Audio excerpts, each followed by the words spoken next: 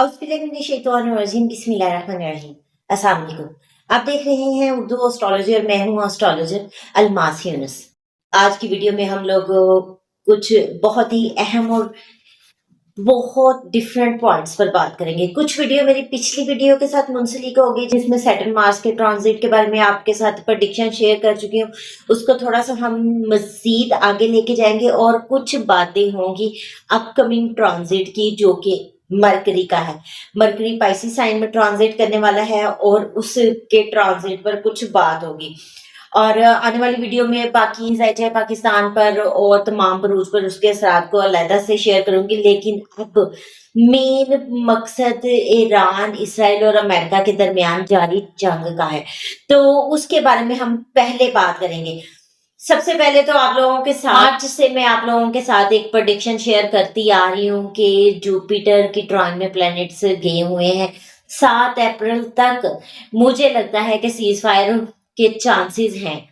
और 5 अप्रैल को दोबारा मैंने वीडियो बनाई थी जिसमें मैंने आपको बताया था कि 6 अप्रैल को गालबन मेरी वो वीडियो अपलोड होनी थी और मैंने बताया था कि अभी एक दिन बाकी है। उसमें मुझे लगता है कि एक अगर होना हो तो एक दिन में भी बहुत कुछ हो जाता है। तो मैंने उसमें कहा था कि मुझे सीज फायर के चांसेस नजर आते हैं। अब सीज फायर तो 15 दिन के लिए हो गया, दैट्स वेरी गुड।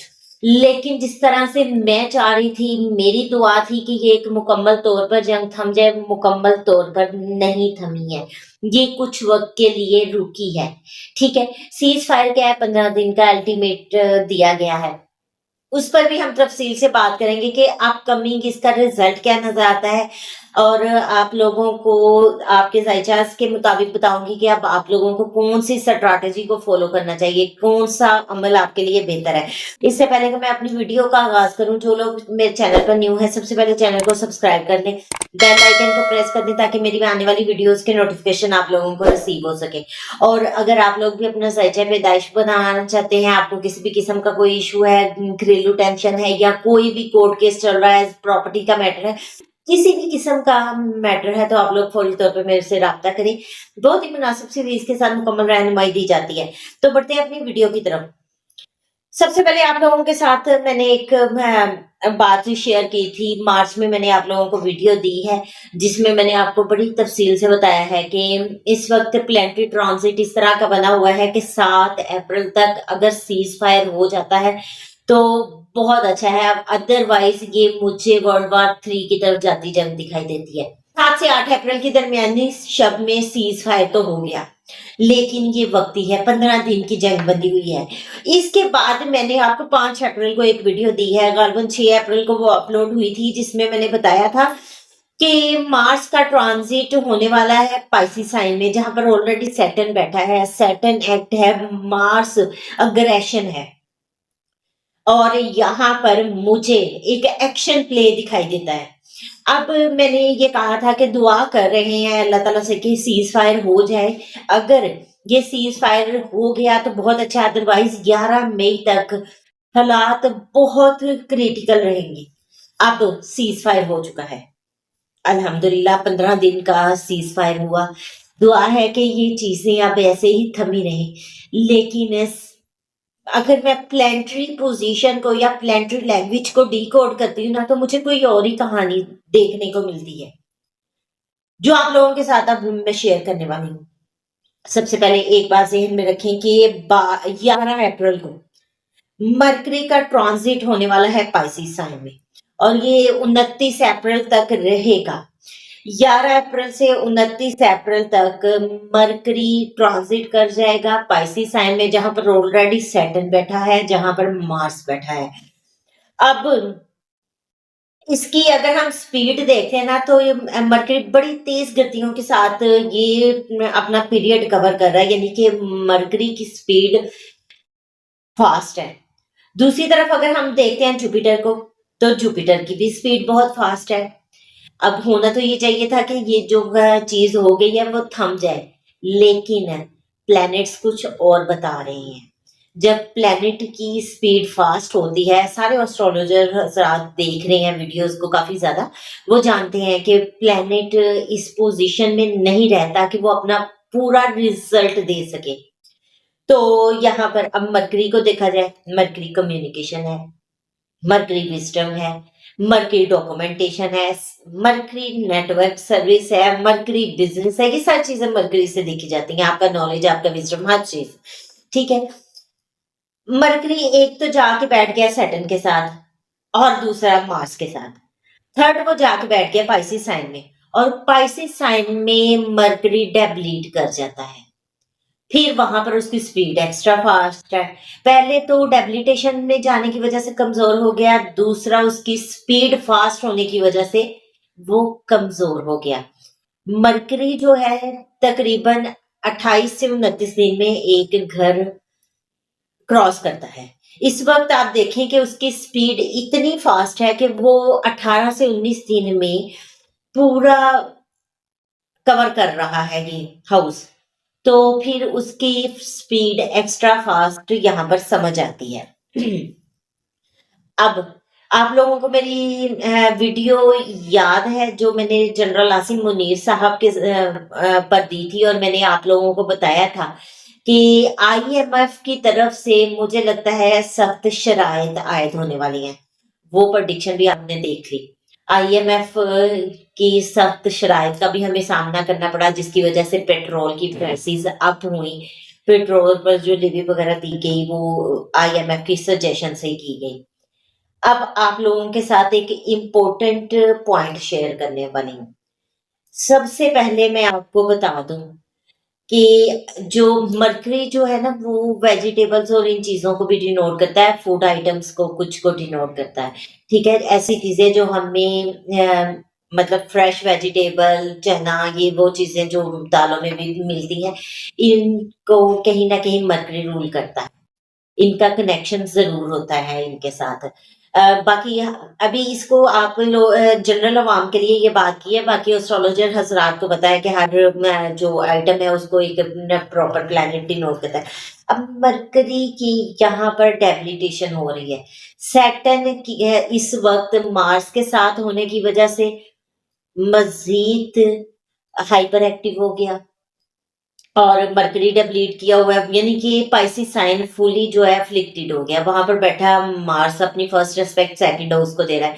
जो मैंने आप लोगों के साथ शुरू 2025 में शेयर किया था कि ये 2.5 साल पाकिस्तान को बिलखसूस आईएमएफ की कड़ी शरारत का सामना करना पड़ेगा, फाइनेंशियल इंस्टेबिलिटी रहेगी, प्रेशर रहेगा। अब और मैं फिर पिछले दिनों भी आप लोगों के साथ वीडियो शेयर की है कि अपने पास नकद रकूम रखें। बैंकिंग सेक्टर में रुपया पैसा लगाना या फिर बिटकॉइन और इस तरह की एप्स में पैसे को लगाना खतरनाक हो सकता है। वहां पर इंस्टेबिलिटी आएगी, अचानक से अप एंड डाउन आएगा, वो चीजें चल रही हैं इस वक्त। फर्स्ट तो मैं आम आवाम को यही कहना चाहूंगी कि आप लोगों को अपने पास नकद रकूम रखनी चाहिए। दूसरी चीज, अशिया खुदोनोश जो है उसका भी थोड़ा सा आप लोग केयर करें कि थोड़ी अपना बैकअप में रखें, क्योंकि इस वक्त अनप्रडिक्टेबल हालात होने वाले हैं। ये जो आपके सामने सीज फायर नजर आ रहा है ना, ये असल में मुकम्मल तौर पर जंग बंदी नहीं हुई है। अब इसमें निगोशिएशन चलती रहेगी, कुछ चीजें सेटल होंगी, कुछ सेटल नहीं होंगी। और यहाँ पर ये क्यों हो रहा है? मरकरी डेबिलिट कर गया है, मरकरी कम्युनिकेशन का लॉर्ड है, मुज़ाकरात को हम यहाँ पर देखते हैं। फिर सैटर्न मार्स के साथ चला गया, एक तो कंफ्यूजन पैदा होगी, इबहाम, गैर वाजे फैसले, इस तरह की चीजें हमें देखने को मिलेंगी। दूसरा, यहाँ पर कोई भी चीज आती है उसकी लॉजिक बहुत वीक नजर आएगी, लेकिन इस वक्त में इंट्यूटिव पावर बहुत अच्छी होगी। आप मैं सब लोगों को यही सजेस्ट करूंगी कि अपने इंट्यूशन पर गौर करें, देखें कि यूनिवर्स से आपको क्या मैसेज आ रहा है। ठीक है, क्या आपको चीजें फील होती हैं, उसको फौरी तौर पर मतलब अकाउंटेबिलिटी में लेके आए। इस वक्त डॉक्यूमेंटेशन के इश्यूज बनेंगे, और जहां तक बात है सीज फायर की, जाहिर सी बात है इसमें डॉक्यूमेंटेटिव काम होगा, तो वो अभी फिलहाल मुझे नहीं होता नजर आ रहा है। एंजाइटी, डिप्रेशन, गलत फैसले की हमें नजर आएंगे। सियासी टेंशन इस वक्त में बहुत ज्यादा बढ़ेगी, और बिलखसूस मीडिया पर गलत खबरें चलेंगी। मतलब गलत खबरें कह लें कि झूठी अफ़वाहें, प्रोपेगेंडा की चीज़ें बहुत ज़्यादा हाइलाइट होंगी। इन चीज़ों पर गौर कीजिएगा, किसी भी चीज़ को हतमी मत समझिएगा। लास्ट 1 माह से मरकरी राहु के साथ था, तब भी आपने देखा कि बहुत सारी अफ़वाहें और बहुत सारी न्यूज़ हमें सुनने को मिली। अब भी ऐसा ही होगा। और दूसरी चीज़, वाटर लाइक इंसिडेंट हो सकता है, पानी का मसला बन सकता है, पानी के लिए खुफिया साजिश हो सकती है, जो कि मेन आज की मेरी बात थी आपनाए हरमज़ पर। तो मुझे लगता है कि इस ड्यूरेशन में जब तक मरकरी है, अप्रैल का महीना यानी 11 मई तक कोई ना कोई खुफिया प्लानिंग हो सकती है, हिडन एनिमीज एक्टिव हो सकते हैं, हिडन ट्रूथ सामने आ सकते हैं और कोई प्लानिंग करके अपने हजमस के सिलसिले में किसी किस्म की कोई साजिश की जा सकती है। खबरें बहुत सारी आएंगी, सुनिएगा, लेकिन उसकी तस्दीक कीजिएगा कि कौन सी खबर ठीक है, कौन सी नहीं। तो फिल वक्त वक्ती तौर पर बज़ाहिर हमें नज़र आ रहा है सीज़ फायर हो गया है, लेकिन रियलिटी में ऐसा मुझे कुछ नज़र नहीं आ रहा। ईरान के चार्ट को अगर हम देखते हैं ना, तो ईरान जेमिनाई असेंडेंट का है, तो ये सारा कॉम्बिनेशन उनके 10th हाउस में बन रहा है। जब से सैटर्न 10th हाउस में आया, आपने देखा कि उनके ना सिर्फ आला ओहदेदारान शहीद हो गए और बल्कि उनकी एक तरह से पूरी गवर्नमेंट और सारी चीज़ें हिल कर रह गई। अब उनके आस-पास के खुफिया दुश्मन मुझे एक्टिव होते दिखाई दे रहे हैं। यहाँ पर ईरान को एक दफ़ा बहुत ज़्यादा केयरफुल होने की ज़रूरत है, क्योंकि हिडन एनिमीज एक्टिव भी होंगे और हिडन प्रोपोगेंडास भी किए जाएंगे। ये फिल वक्त जो 2 हफ्ते की सीज फायर हुई है, इसमें सिर्फ यही होगा, नेक्स्ट प्लानिंग तय की जाएगी। वॉर अभी मुकम्मल तौर पर रुकी नहीं है। अच्छा, एक चीज़ आप लोगों को पता होगा, आज ही अभी मैं जब वीडियो रिकॉर्ड करने लगी हूँ, आज मैंने अभी वीडियो बनाई, तो एक मेरे पास ना ट्वीट आया है जिसमें हमारे पीएम शहबाज शरीफ साहब को काफ़ी ज़्यादा तनकीद का निशाना बनाया गया है कि उन्होंने ट्वीट किया और फिर उसको डिलीट कर दिया है या जो भी है, वो आप लोगों को पता है। अच्छा, यहाँ पर एक बात देखें, मैंने 2026 के आगाज़ में बहुत सारे लोग प्रेडिक्शन दे रहे थे, पाकिस्तान के भी, इंडियन एस्ट्रोलॉजर्स भी, कि वार हो जाएगी, पाकिस्तान इंडिया की फुल फ्लैज जंग होने वाली है, ये होने वाला है, वो होने वाला है। मैंने तब आप लोगों को 2026 में कहा था कि फिलहाल मुझे जंग नजर नहीं आती। इस पूरा साल में पाकिस्तान स्ट्रैटेजिक प्रेशर में नजर आता है। पाकिस्तान को स्ट्रैटेजिक प्रेशर बहुत ज्यादा फेस करना पड़ा और इसी को फेस करते करते ब्लंडर भी कहीं ना कहीं हो रहे हैं और वो हम देख रहे हैं। तो अब बात करें थोड़ी सी डोनाल्ड ट्रंप साहब की, तो डोनाल्ड ट्रंप साहब का मैंने आपको बताया था कि ग्रहण ने उनको पूरी तरह से मुतासिर किया, वो गलत फैसले लेंगे। अब जब मरकरी डेबिलिटेशन में चला गया है, मरकरी उनके 8th हाउस में जाके डेबिलिटेशन में गया है और 8th हाउस ट्रांसफॉर्मेशन का हिडन मामलात का होता है।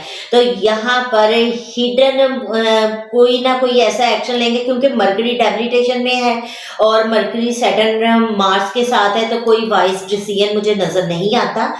यहाँ पर एक बड़ा ब्लंडर नजर आता है जो कि डोनाल्ड ट्रंप की तरफ से मुझे लगता है कि किया जाएगा और हिडन रखा जाएगा, हिडन एनिमीज के साथ है और एक ये ट्रांसफॉर्मेशन की तरफ स्टेप है। तो वो आप लोग मेरी बात समझ गए होंगे। मुझे लगता है कि इस वक्त में कोई बड़ा ब्लंडर होने के लिए जा रहा है, इसलिए ईरान को बहुत ज़्यादा कॉन्शियस रहना चाहिए, अपनी आंखें खुली रखनी चाहिए और एक्टिव रहना चाहिए। वैसे तो ईरान बड़ा एक्टिव होते हुए इन तमाम चीज़ों को फेस कर रहा है। बाकी एज अ मुस्लिम बाकी हमारी हमदर्दियाँ, हमारी दुआएं हमेशा ईरान के साथ है। एज अ मुस्लिम हम उनके लिए दुआ गो भी हैं और ये भी दुआ है कि अल्लाह ताला इस जंग को यहीं पर ख़त्म कर दे, ये इसको यहाँ पर रोक दे, क्योंकि इसका नतीजा सिर्फ तबाही और बर्बादी है और इसमें जानी और माली नुकसान बहुत ज़्यादा नज़र आता है।